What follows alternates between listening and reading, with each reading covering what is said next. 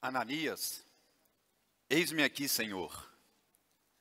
Vá até a chamada rua da direita. Lá encontrarás um homem de Tarso, de nome Saulo. Senhor, aquele homem que tem perseguido tantos que te servem, aquele homem que tem matado os seus seguidores, vá, Ananias. Vá, porque Saulo é para mim um vaso escolhido.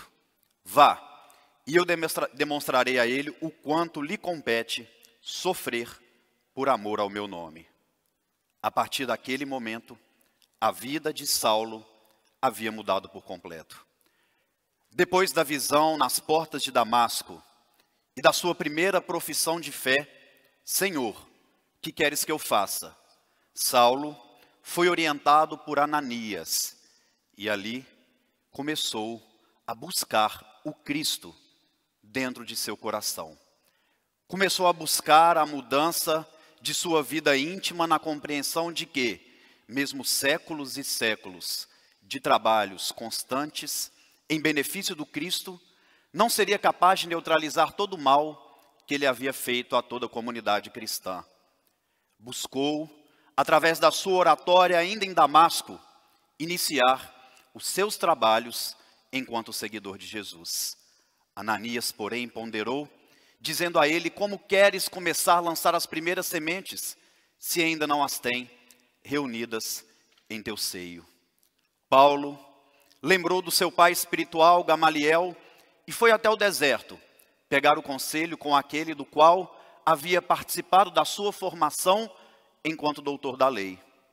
E ali, Gamaliel disse a ele: meu filho, você procurava o ouro onde ele não existia. O seu problema é trabalho, o seu problema é de esforço pessoal.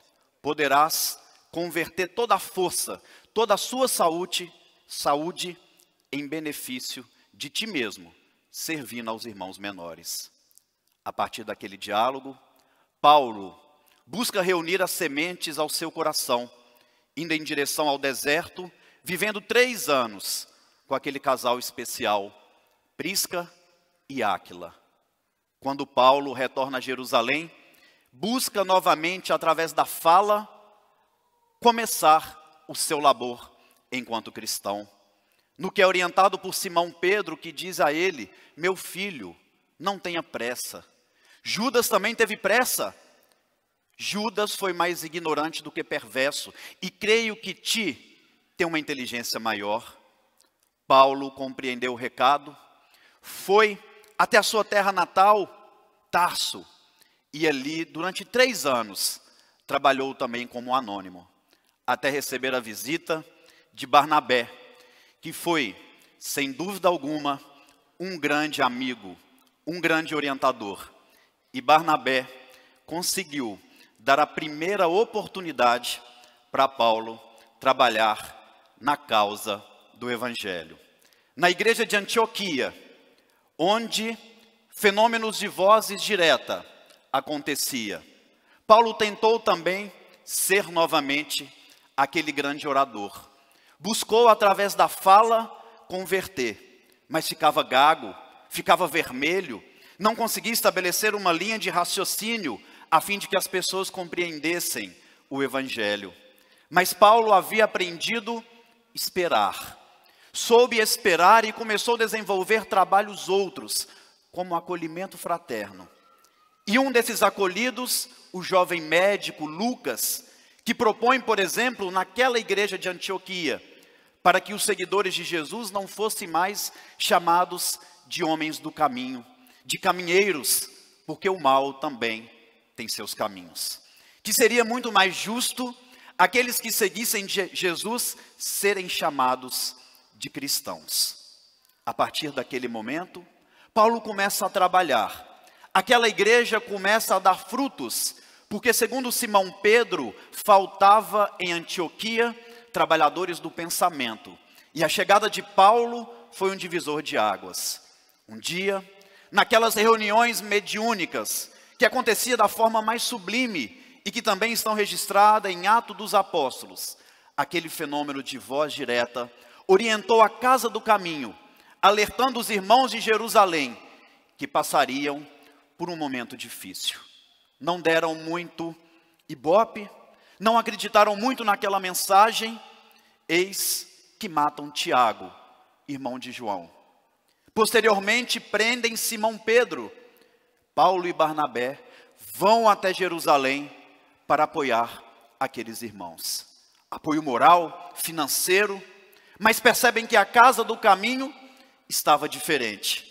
Não havia mais aquele magnetismo de outrora. Não havia mais aquele ambiente espiritual e, acima de tudo, não falavam de Jesus como deveriam falar. Perceberam que todo o ambiente espiritual da casa do caminho havia sido transferido para a casa daquela mulher modesta, irmã de Barnabé, Maria Marcos, mãe do futuro evangelista João Marcos. E ali saíram, depois daquela pequena visita, retornando a Antioquia com ânimo abatido. Mas em determinado ponto da viagem, Paulo sente uma inspiração vinda do mais alto, sente a presença do seu guia espiritual, Estevão, e fala com Barnabé que Jesus havia nos orientado, que os seus seguidores viriam do Oriente e do Ocidente, que não era justo deixar toda a responsabilidade do cristianismo nas costas de Pedro e da casa do caminho. Deveriam levar a palavra a outros irmãos, e ali Paulo, intuído por Estevão, médium de Jesus, dá a ideia de iniciarem as famosas viagens missionárias, que foram tão importantes para a história do cristianismo, que foi tão importante para a vida de Paulo, que uma dessas viagens, na primeira, por exemplo, abraça pela primeira vez aquele que mais tarde tornaria o seu filho do coração, Timóteo.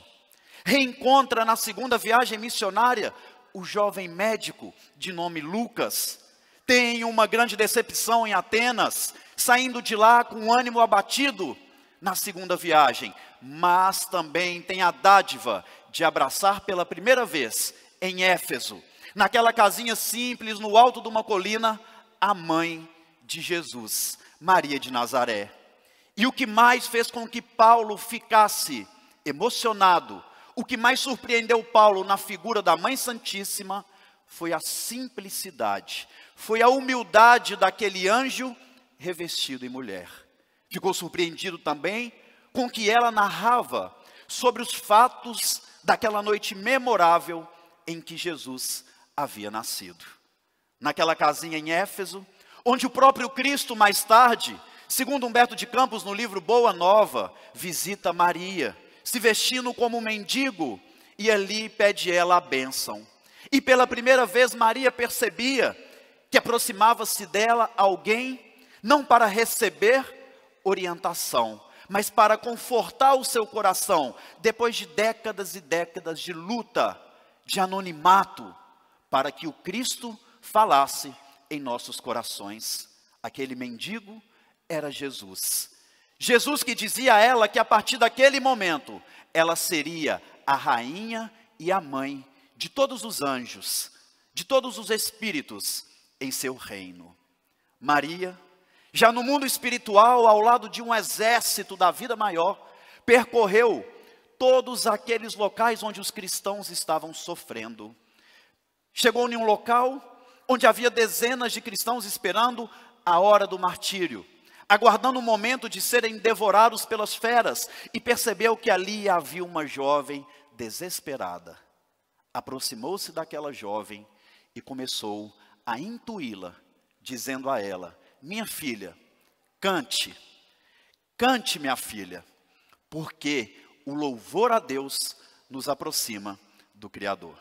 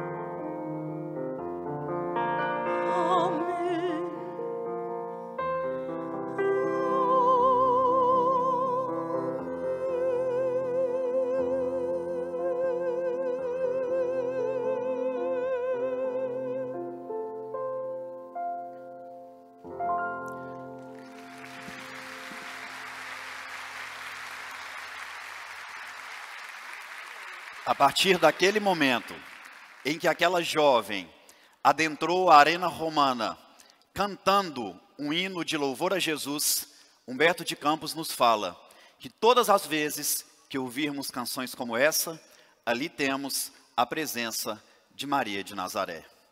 Ainda na segunda viagem, após as decepções em Atenas, Paulo de Tarso recebe a notícia através do seu filho amado Timóteo, de que em Corinto estavam Prisca e Áquila, Lucas, a mãe e a avó de Timóteo, todos eles amigos muito caros ao coração de Paulo de Tarso, que nutria também no seu íntimo uma vontade de um dia conhecer aqueles sítios onde viveu Estevão e Abigail.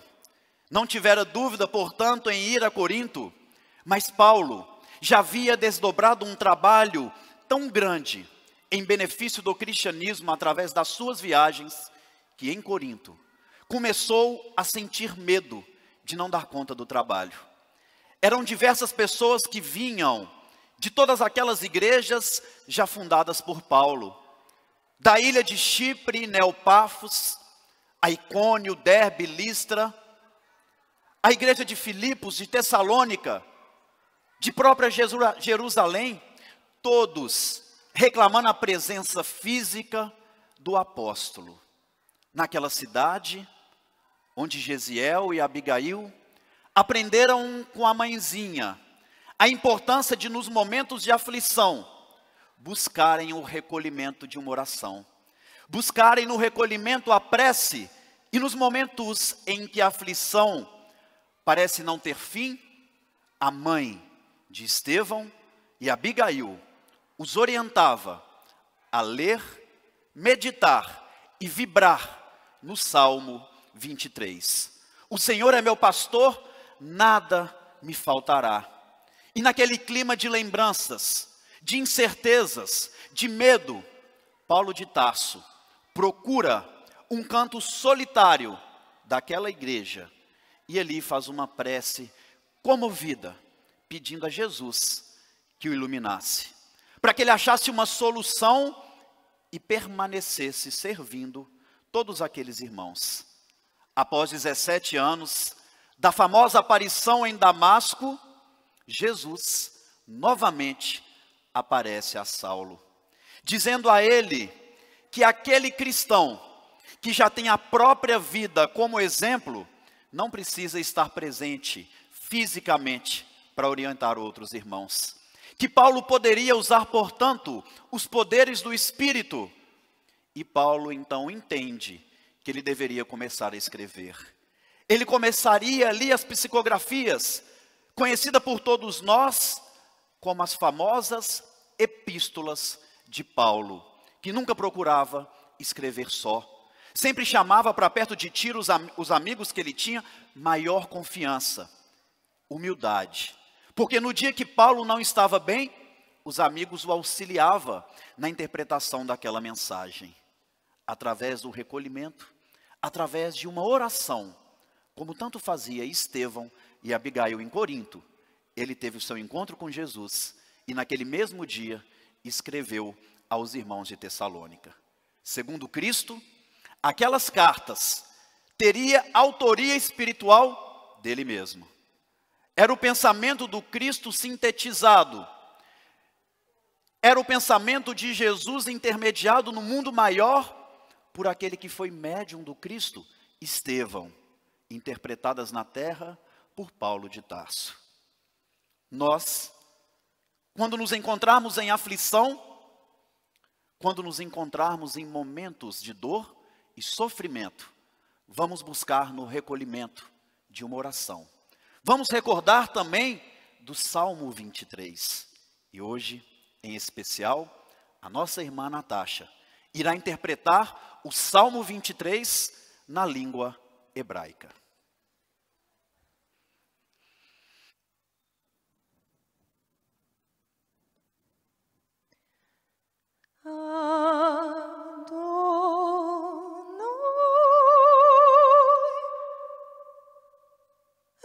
Rogi, lo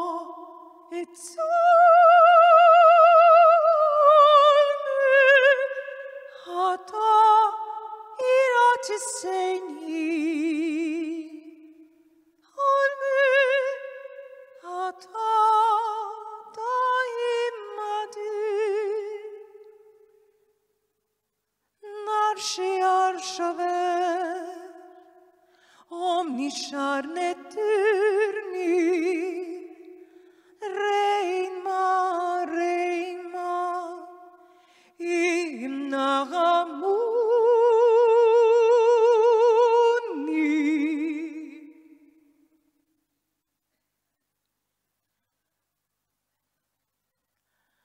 Ne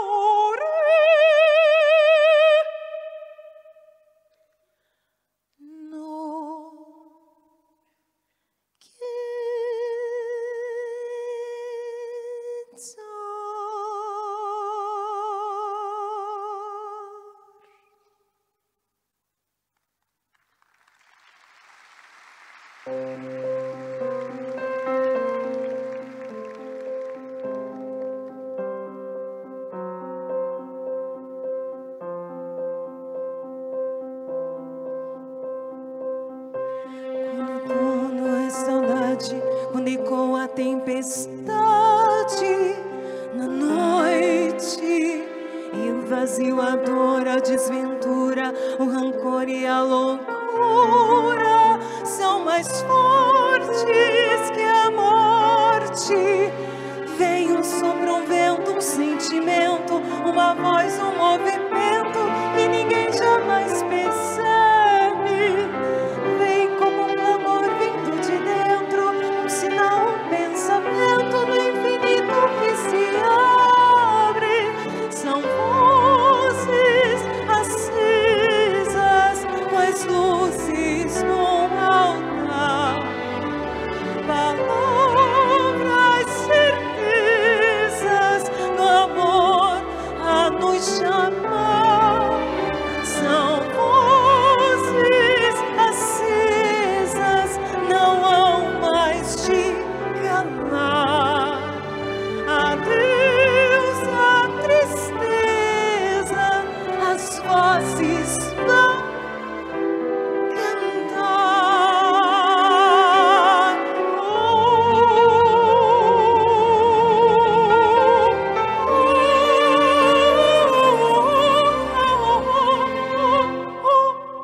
Vem um sopro, um vento, um sentimento, uma voz, um movimento que ninguém jamais percebe. Vem como um clamor vindo de dentro, um sinal, um pensamento no infinito que se abre. São luzes acesas, com as luzes no altar, palavras, certezas do amor a nos chamar. São luzes acesas, não hão mais de calar. Adeus à tristeza, o amor vem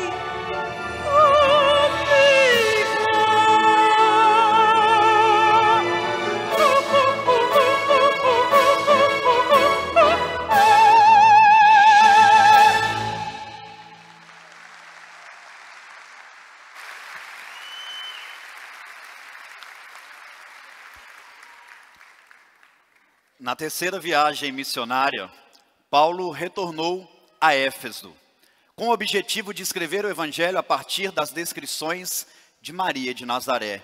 O que não conseguiu porque foram 2 anos de muita luta nas sinagogas, esclarecendo aquele povo que acreditava em vários deuses, ao ponto de um dia, em praça pública, um fenômeno mediúnico de efeito físico, fazer com que do corpo de Paulo exalasse luz.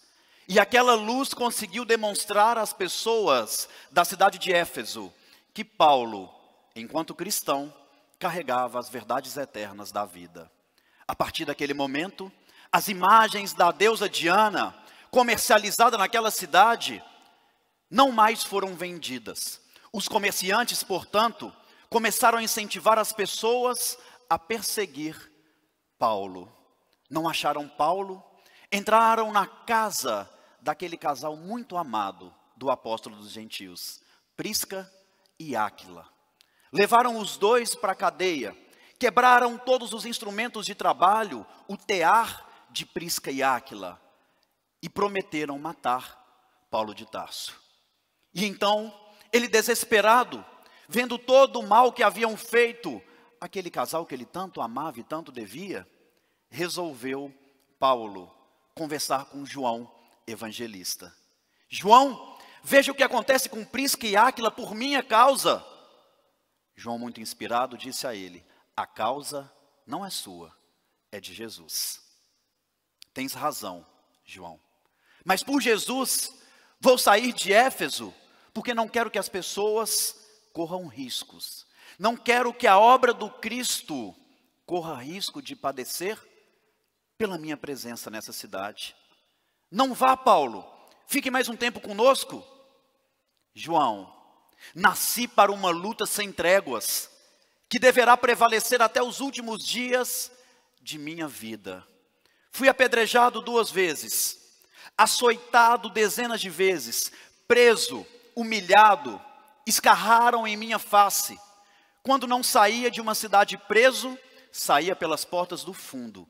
Mesmo assim, eu tenho a convicção de que faço tudo isso por Jesus. João meditou alguns instantes e disse a ele: és feliz, Paulo, porque compreendeu os objetivos divinos a teu favor.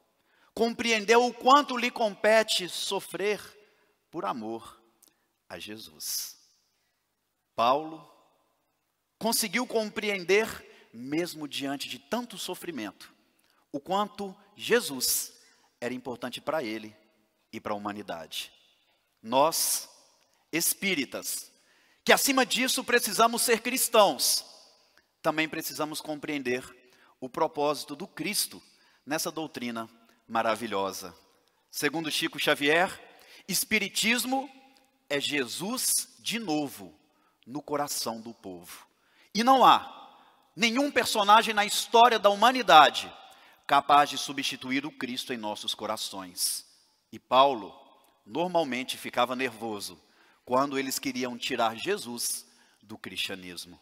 Por isso que escreve aos Gálatas desde o capítulo 1, narrando aos irmãos da comunidade cristã, narrando a todos nós os momentos difíceis que passaram, os embates em Antioquia entre ele, Pedro, Barnabé, porque eles queriam tirar Jesus do cristianismo, queriam colocar Jesus como um profeta simples, e Paulo não admitia, e nós não podemos admitir que tirem Jesus do espiritismo. Por isso que Paulo escreve: fui crucificado com Cristo.